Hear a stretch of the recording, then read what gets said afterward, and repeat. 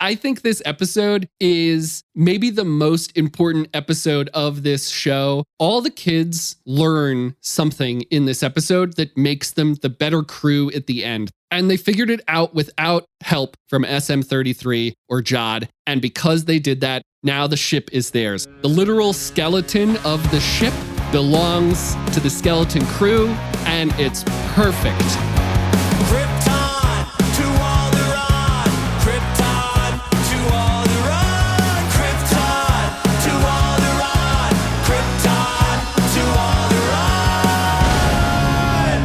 Welcome, everyone, to Krypton to Alderaan. I'm Joey, your Star Wars lover, and with me is Royish Goodlooks, your Star Wars song guy. Hello, podcast. Hello, Joey. Happy New Year! Happy New Year! First Krypton to Alderaan episode of 2025. Pew, pew, pew, pew. Fireworks, fireworks, fireworks. Anyway, we're the podcast that analyzes nerdy pop culture, but it's mostly Star Wars. And this episode, we're talking about episode 6 of Skeleton Crew 0, Friends Again.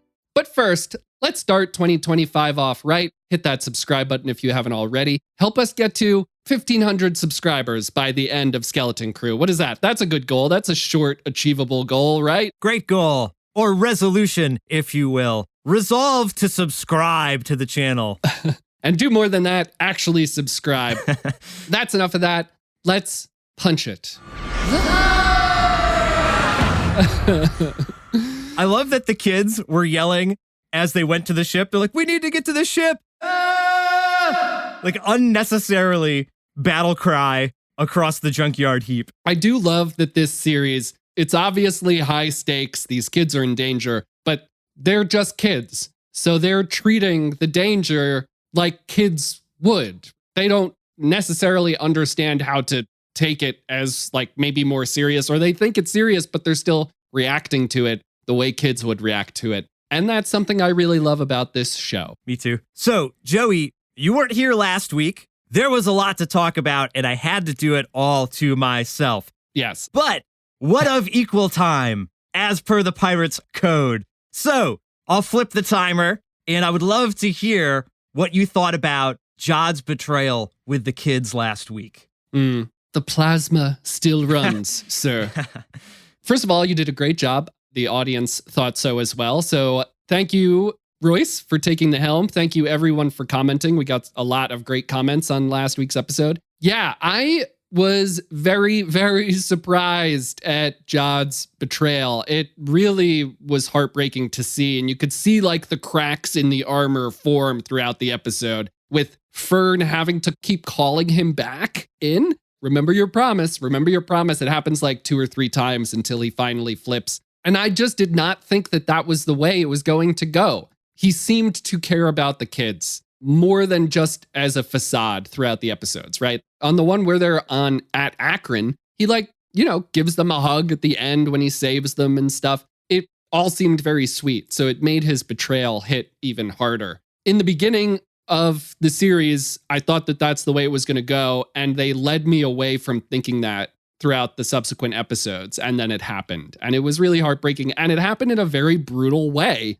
Sure, we've seen some violence in the show so far, but he fills up the other room with acid, which is pretty brutal if you think about it. And he holds a knife to Fern's throat. I mean, that's like extra level stuff. Very surprising, very immediate turn from Jod, and turned me immediately on Jod. Yeah, so we're on the same page with no longer being Jod stans. I don't know if you would have called yourself a stan to begin with, but that leads us into this episode. We got a little bit, actually, I think we got a fair amount of Jod in this episode, but it wasn't more on the lines of Jod versus the kids. It jumped right into just Jod trying to save his own skin. I think that turn last week set me up pretty well for just not being on Jod's side at all and seeing through him trying to make others feel like he cares about them, right? We had other characters that we necessarily haven't known we could trust throughout the series so far, telling us that we couldn't trust Jod,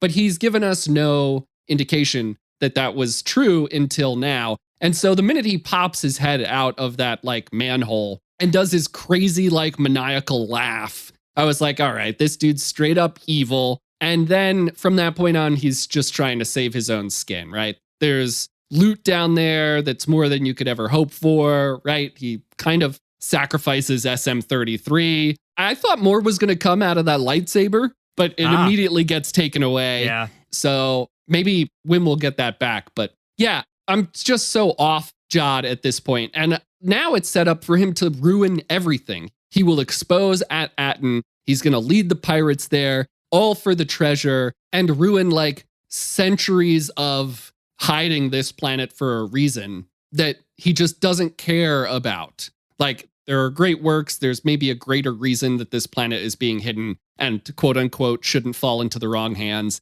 And he's the wrong hands, and he's going to lead the pirates there and ruin everything. And so he is now the antagonist to me. Well, I loved his rallying speech, you know, his equal time speech. I thought was great. I love that they flipped the timer. He waits, you know, a good 10, 15 seconds before he even begins. You'd think like, oh my God, I only have so much time to save my life.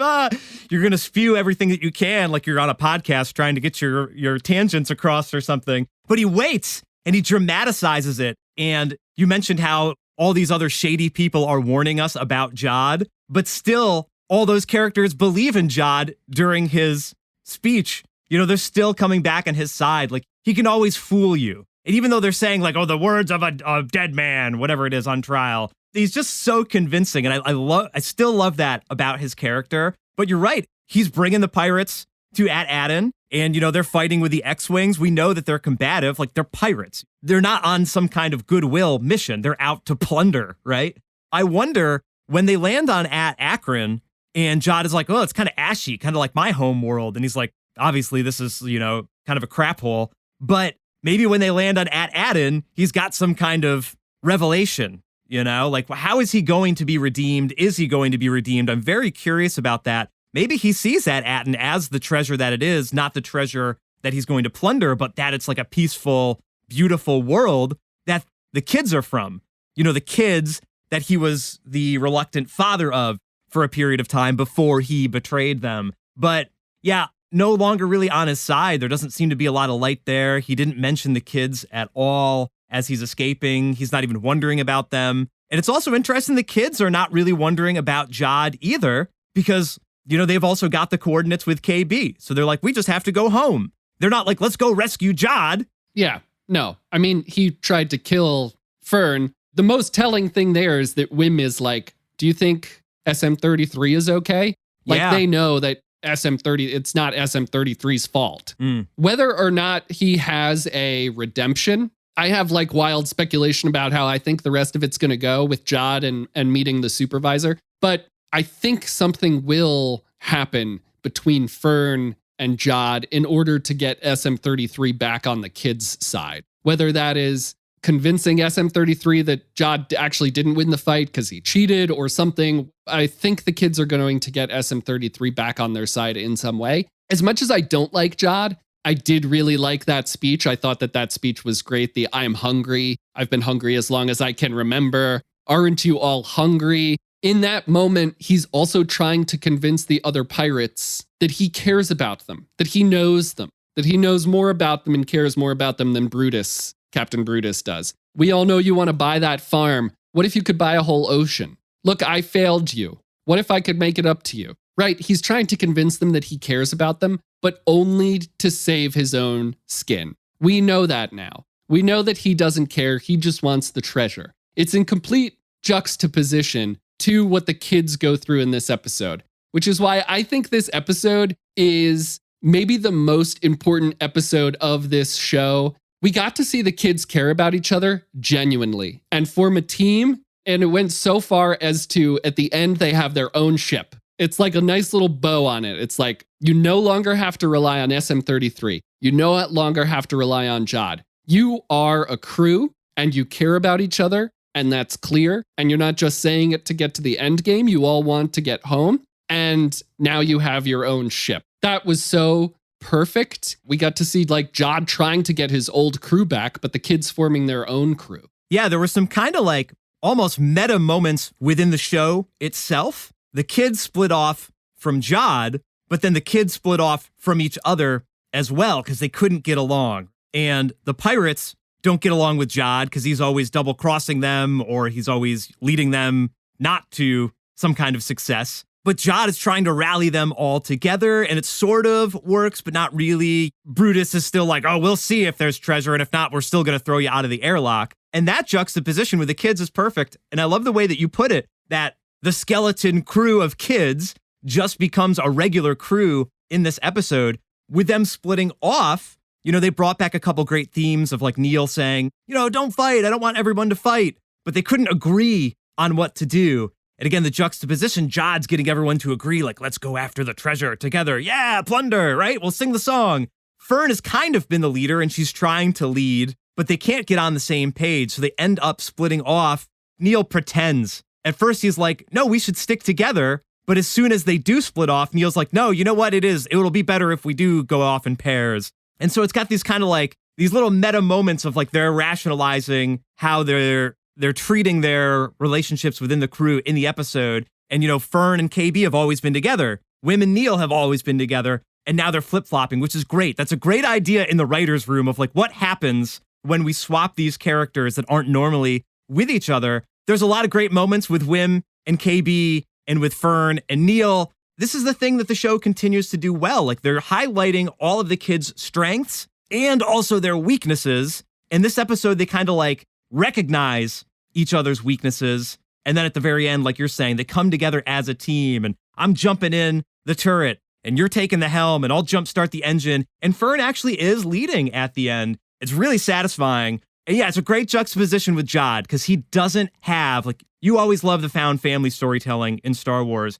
And Jod was their found father and he abandons them, but he's got nobody to actually support him. He's got to lie, beg, cheat, and steal to get people to support him. And the kids, this is brilliant, Joey. Neil, a couple episodes ago, says, why don't you just say you're sorry? The real brave thing to do would just be to say you're sorry. And what does Fern and KB do towards the end of the episode? They both say, I'm sorry. They say, it's okay. You're my best friend. And it's a little corny on the nose, but it is so it's great. Darn sweet at the same time. And of course, like, they can pull it off in the end because they actually do believe in each other. And nobody believes in Jod. They're like, we're going to throw you out of the airlock because who knows? You've got the One Republic credit there, but we can't really trust you. And the kids trust each other in this episode. It is a great title for the show, being Skeleton Crew. Like, they can't hold it together, but the show just continues to show that the kids can. The kids are great. They're amazing. Like Wim literally says, they are amazing. So yeah, I just really love all those moments. Yeah, no, I love it. Jod's speech to the pirates is fake. What the kids are doing, what the kids are going through is real. All the kids learn something in this episode that makes them the crew at the end, the better crew, the found family. KB says, I can't be honest with Fern or else I'll have zero friends again. And then at the end of the show, she has her crew. KB learns that she can be honest about who she is and what her limitations are, and especially to her best friend. Fern learns how to meet others where they're at while still solving the problems. Like, Jod would just leave somebody who can't climb the ladder behind, right? Most adults, most pirates would just be like, okay, well, we can't do this because the other person can't climb the ladder or leave them behind. Neil says, I'm sorry, not everyone can do what you do. And then Fern solves the problem like a leader while still achieving the goal. Well, Neil cracks the armor and Fern actually listens. KB is saying that Fern doesn't listen. And it's like, actually, she does listen. And she says at the beginning of the episode, if you have something to say, just say it. Which, it didn't come off like a friend should come off in that moment, which is why KB was reluctant to reveal the truth. But Neil cracked it, because Neil says, you got to say you're sorry. I'm sorry I can't keep up with you. Neil doesn't need to apologize for that. Are you kidding? That's not something you should feel bad about. But it got through to Fern to help teach the lesson for KB. Yep. This is exactly why this is the most important episode, because all the kids learned these lessons and now they can work together to be a crew.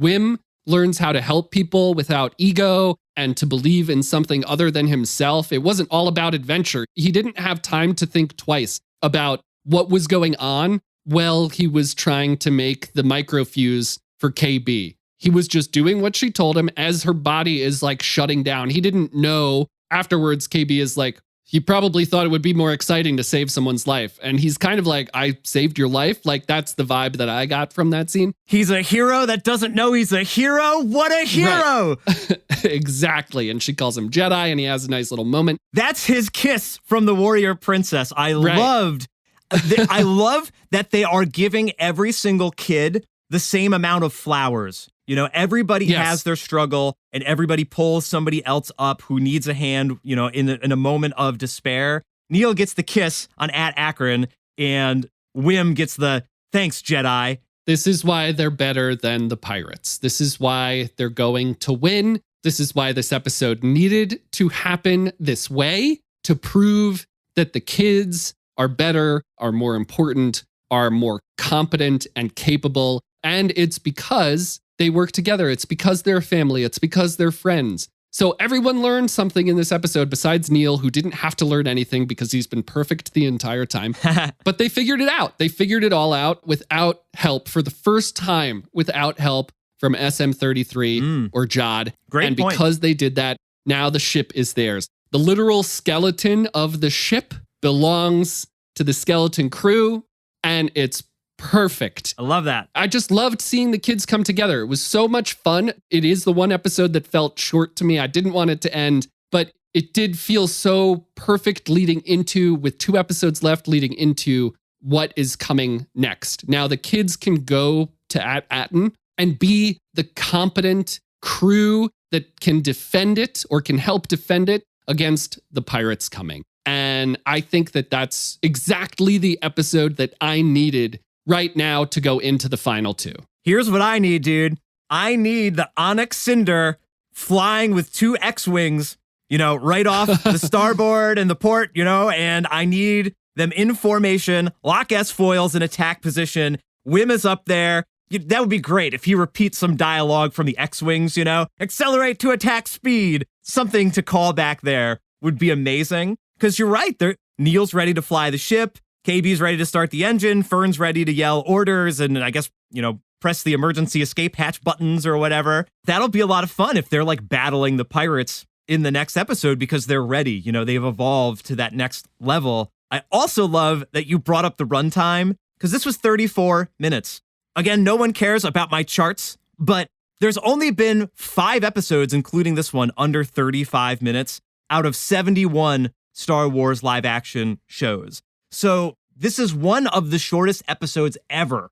Man, it just seems like they're making these shows shorter and shorter and shorter. I mean, this was 27 minutes before credits. So it's a long Bad Batch episode sort of thing, or a long animation episode. And it's short for live action. The time we spent with the kids was really great. And the time we spent with Jod was also great. But the first time I watched it, I didn't feel this way on repeated watches. I came to the conclusion that we're coming to on the pod right now. We're like, wow, they're writing it really well. But my first inclination was like, yeah, it's cutting off really short again. Where are we going next? And also in general, like I could have gone for a little bit more of the trials and tribulations of the kids there. Like Neil is like, I can't climb the ladder. And that's pretty much it. And KB shuts down like immediately when they're following the trash crab. So those 2 like moments where they need to figure out what to do next, the episode kind of made that fast paced, maybe more fast than I selfishly want, man. We're in streaming. You can do whatever you want. So why can't, like, is this supposed to be a kid's show that needs to run really quickly? I don't know. I really want to spend more time harping on this on another episode of the pod where we can just talk about formatting and life in the streaming era. The moments with the kids are great. And I guess I just want more of them. You know, it's hard to just have that one turn and you're like, okay, they get the point across, but I still want more. You know, 34 minutes? We have to get a producer on Krypton to Alderaan. We have to invite someone to come talk on the show to set the record straight about how these runtimes get approved. Whether it's because the streaming service allows them to have a certain amount of hours per season or what, but we just need someone, an executive or a producer or someone to come on Krypton to Alderaan to set the record straight about this. If you know any of those people, drop them in the comments below. They're writing a great show, so who cares how long it is? But I'm enjoying it so much that I want to spend more time in it. So I guess if that was the point at the end of the day, that you were like, we just want to do a great job, you've done a great job. I just want more because it's so good. When we were talking about this earlier, Royce, I had told you that I thought this was the most important episode of the show so far. I know that that's probably not what you were thinking. Yeah, my gut reaction to that was, this was not my favorite episode of the series. I would have said the Ad Akron episode was like my favorite so far. And I thought this one was a little short, and I thought this one was great, but it left me wanting more. But as I rewatched it, and as we've talked today, I have to agree with you in your arguments that, yeah, the kids had to learn we either live together or we die alone. We didn't see anything with the parents this episode, which continues to be another kind of like, moment for me. Like I said last week, I don't think I really mind because the show isn't really about the parents, but that didn't come to a head this episode, and we didn't expand on it at all this episode. Maybe next? Is next episode we're just in hyperspace the whole time? Boy, I didn't even consider that next episode might be a parent episode. We've been waiting for that, though. Like, is there going to be? Is there not? We're doing it to ourselves, but if there was an episode to take away, it would be the one where the pirates and the kids are in hyperspace, right? That's a really good point. I did not consider that. That would really subvert my expectations because I had thought that the show was kind of showing us, here's a little bit about the parents, but remember, it's not about the parents. Like, the parents aren't going to save the day. The kids are going to save the day. The parents are trying to save the day in their very bureaucratic way. And that's like not the way any of this is going to go, because the kids, with their fantastical imagination, the way that they handle situations in their kids' way, it's too invincible, that kind of thing. They're going to be the ones to save the day. And the parents' like bureaucracy is not going to save the day. I've been taking that as more of a like, this truly wonderful the mind of a child is. The parents think that they're going to win, but the kids are going to win. But it would completely spin me on my head if next episode was all about the parents and we actually go like, they confront the supervisor and we got to see what that's all about. Well, they wanted to get a message to the kids. So maybe as the kids get closer to Atten, they could get a message to them. Maybe the kids try to get a message back and we get Neil yelling, "A crew of murderous pirates is coming." Yeah. I would love that because Neil almost always just repeats what someone else has said. So I really like that idea. All right, listeners, let's keep this conversation going. We would love to hear from you. Leave your comments down below and make sure to subscribe and tune in next time for more nerdy pop culture, but mostly Star Wars. Thanks for listening to the show today. I've been Royce. I've been a trash crab. And we've been Krypton to weird Alderaan. Trash section of that spa planet. Krypton to Alderaan. Krypton to Alderaan. Somehow we got to like round this out into a exciting ending here. We're getting off